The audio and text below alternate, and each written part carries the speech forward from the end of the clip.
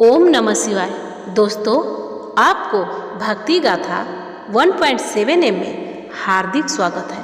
तो दोस्तों एवं बहनों, आज हम सुनेंगे हरतालिका तीज की व्रत कथा, जो भादो माह में पड़ती है, जिसकी हमें बेसब्री से इंतजार रहती है, जो कि भगवान शिव और माता पार्वती पर आधारित है और सुनने से हमारी मनोकामनाएं पूर्ण होती है।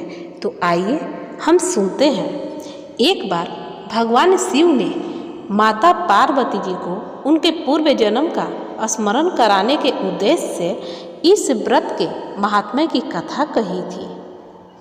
श्री भोले शंकर बोले, हे गौरी, पर्वतराज हिमालय पर स्थित गंगा तट पर तुमने अपनी बाल्य अवस्था में 12 वर्षों तक अधोमुखी होकर घोर तप किया था।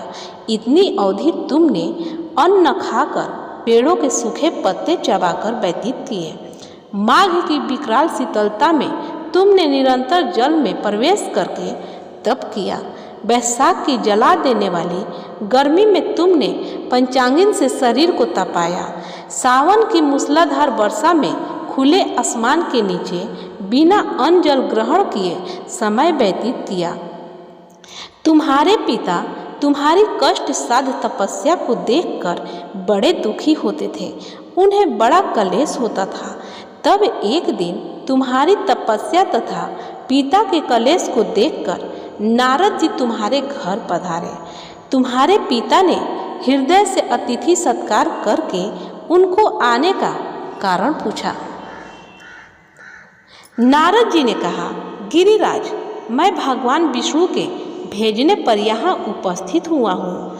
आपकी कन्या ने बड़ा कठोर तप किया है। इससे प्रसन्न होकर वे आपकी सुपुत्री से विवाह करना चाहते हैं।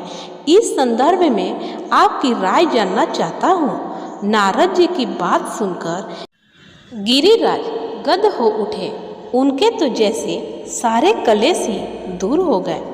प्रश्चनित होकर वे बोले, श्रीमान, यदि स्वयं विष्णु जी मेरी कन्या का वरण करना चाहते हैं तो भला मुझे क्या आपत्ति हो सकती है? वे तो साक्षात ब्रह्मा हैं। हे महर्षि, यह तो हर पिता की इच्छा होती है कि उसकी पुत्री सुख संपदा से युक्त पति के घर की लक्ष्मी बने। पिता की साध्यकर्ता इसी में है कि पति के घर जाकर उसकी पुत्री पिता के घर से अधिक सुखी रहे। तुम्हारे पिता की स्वीकृति पाकर नारद जी विष्णु जी के पास गए और उनसे तुम्हारे ब्याह के निश्चित होने का समाचार सुनाया। मगर इस विवाह संबंध की बात जब तुम्हारे कान में पड़ी तो तुम्हारे दुख का ठिकाना न रहा। तुम्हारी एक सखी ने तुम्हारी इस मानसिका दशा को समझ लिया और उसने तुमसे उस पिष्टता का कारण जानना चाहा। तब तुमने बताया, मैंने सच्चे हृदय से भगवान शिव शंकर का वर्ण किया है, किंतु मेरे पिता ने मेरा विवाह विष्णु जी से निश्चित कर दिया। मैं विचित्र धर्म संकट में हूँ। अब क्या करूँ? प्राण छोड़ देने के अतिरिक्त अब कोई भी उपाय शेष नहीं बचा है। तुम्हारी सखी बड़ी ही समझदार और सूझबूझ वाली थी। उसने कहा, सखी, प्राण त्यागने का इसमें कारण ही क्या है? संकट के मौके पर धैर्य से काम लेना चाहिए। नारी के जीवन का सार्थकता इसी में है कि पति रूप में हृदय से जिसे एक बार स्वीकार कर लिया, जीवन पर्याप्त उसी से निर्वाह करे। सच्ची आस्था और एक निष्ठा के समक्ष तो ईश्वर को भी समर्पण करना पड़ता है। मैं तुम्हारे घनघोर जंगल में ले चलती हूँ, जो साधना स्थली भी हो और जहाँ तुम्हारे पिता तुम्हें खोज भी ना पाए, वहाँ तुम साधना में लीन हो जाना। मुझे विश्वास है कि ईश्वर अवश्य ही तुम्हारी सहायता करेंगे। तुमने ऐसा ही किया। तुम्हारे पिता तुम्हें घर पर न पाकर बड़े दुखी तथा चिंतित हुए। वे सोचने लगे कि तुम जाने कहाँ चली गई। मैं विष्णु जी से उसका विवाह करने का प्रण कर चुका हूँ। यदि भगवान विष्णु बारात लेकर आ गए और कन्या घर पर न हुई तो बड़ा अपमान होगा। मैं तो कहीं मुंह दिखाने के योग्य भी नहीं रहूँगा। यही सब सोचकर गिरिराज ने जोर शोर से तुम्हारी खोज शुरू करवा दी। इधर तुम्हारी खोज होती रही और उधर तुम अपनी सखी के साथ नदी के तट पर एक गुफा में मेरी आराधना में लीन थी। भाद्रपद शुक्ल तृतीया को हस्त नक्षत्र था।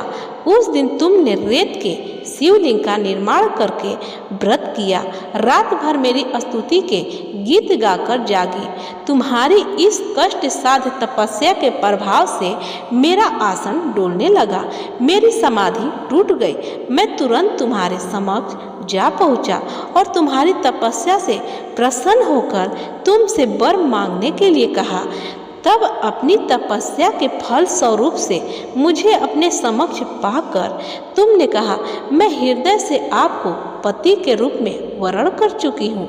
यदि आप सचमुच मेरी तपस्या से प्रसन्न होकर आप यहाँ पधारे हैं तो मुझे अपनी अर्धांगिनी के रूप में स्वीकार कर लीजिए। तब मैं तथास्तु कहकर कैलाश पर्वत पर लौट आया। प्रातः होते ही तुमने पूजा की समस्त सामग्री को नदी में प्रवाहित करके अपने सहेली सहित व्रत का पारण किया। उसी समय अपने मित्र, बंधु व दरबारियों सहित गिरिराज तुम्हें खोजते खोजते वहां आ पहुँचे और तुम्हारी इस कष्ट साध्य तपस्या का कारण तथा उद्देश्य पूछा। उस समय तुम्हारी दशा को देखकर गिरिराज अत्यधिक दुखी हुए और पीड़ा के कारण उनकी आंखों में आंसू उमड़ आए थे। तुमने उनके आंसू पोंछते हुए विनम्र स्वर में कहा, पिताजी, मैंने अपने जीवन का अधिकांश समय कठोर तपस्या में बिताया है। मेरी इस तपस्या का उद्देश्य केवल यही था कि मैं महादेव को पति के रूप में पाना चाहती थी। आज मैं अपनी तपस्या की कसौटी पर खरी उतर चुकी हूँ। आप क्योंकि विष्णु जी से मेरा विवाह करने का निर्णय ले चुके थे, इसलिए मैं अपने आराध्य की खोज में घर छोड़कर चली आई। अब मैं आपके साथ इसी शर्त पर घर जाऊंगी कि आप मेरा विवाह विष्णु जी से न करके महादेव से करेंगे। गिरिराज मान गए और तुम्हें घर ले गए। कुछ समय के पश्चात शास्त्रोक्त विधि विधान पूर्वक उन्होंने हम दोनों का विवाह सूत्र में बांध दिया।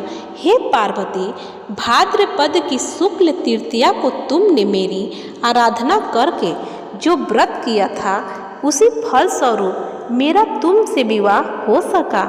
इसका महत्व यह है कि मैं इस व्रत को करने वाली कुंवारी कन्याओं या विवाहित कन्या की मनोवांछित फल देता हूँ। इसलिए सौभाग्य की इच्छा करने वाली प्रत्येक युवती को यह व्रत पूरी एक निष्ठा तथा आस्था से करना चाहिए। तो प्रेम से बोलिए ओम नमः शिवाय। जो भी स्त्री इस व्रत को करती है तथा कथा को सुनती है, भगवान शिव, माता पार्वती एवं भगवान गणेश उनको सभी मनोकामनाएं पूरी करते हैं, उनकी सदैव रक्षा करते हैं। पति की आयु लंबी होती है और स्त्रियां सदा सुहागन बनी रहती हैं। जो भी कुंवारी कन्या इस व्रत को करती है, उन्हें सुंदर वर की प्राप्ति होती है। धन्य धान्य का भंडार भरा रहता है। आशा करते हैं कि आपको हमारी ये वीडियो अच्छी लगी होगी। तो आप अपने जवाब को लाइक कमेंट द्वारा ज़रूर कीजिए। जो लोग हमारे चैनल पर नए आए हैं वो हमारे चैनल को सब्सक्राइब कर लें और लाइक कमेंट द्वारा अपना जवाब ज़रूर करें। ओम नमः शिवाय।